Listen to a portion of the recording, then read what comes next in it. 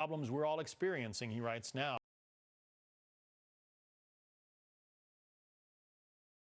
Of 2008-9, and there are at least 3 fundamental reasons why. Joining us with those reasons, Gene Marks. He's a small business expert from the Marks Group, PC. Gene, thanks for being with us today.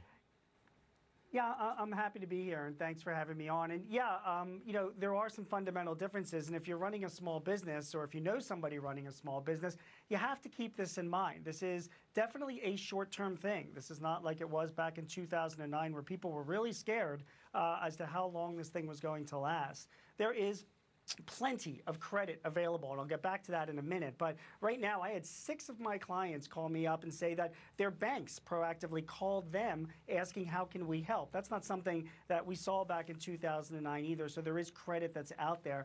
And finally, once this pandemic does come to an end, whenever that is, there is a lot of pent-up consumer demands, and I think that businesses need to be preparing for that. But John, if I may, millions of small businesses are struggling right now with what to do, and I do have some advice for them. What we're advising our clients how to survive and navigate through this pandemic. If I can offer just a few bits of advice. Yeah.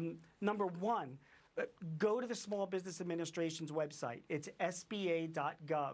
They can offer up to $2 million in loans to individual businesses, and this is not the typical SBA loan. It's a disaster recovery loan. That means you can apply for it quick, you can get your money a lot quicker, you can pay it back over 30 years, and the interest rates are very, very low. So check out the SBA.gov. There's money there to help you get through this. In addition, keep an eye on what Marco Rubio is doing as well, and the Senate Small Business Committee. They are looking to pass through legislation soon that will offer grants to small businesses to cover payroll through at least June 30th. So that's a big thing to keep in mind.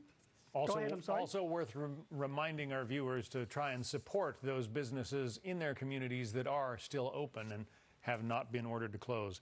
Gene Marks, we have to leave it there. Thanks for the advice. Appreciate it. Thank you, John. Take care. Coming up, what to expect from the $1 trillion coronavirus stimulus bill if the legislation passes in the U.S. Senate.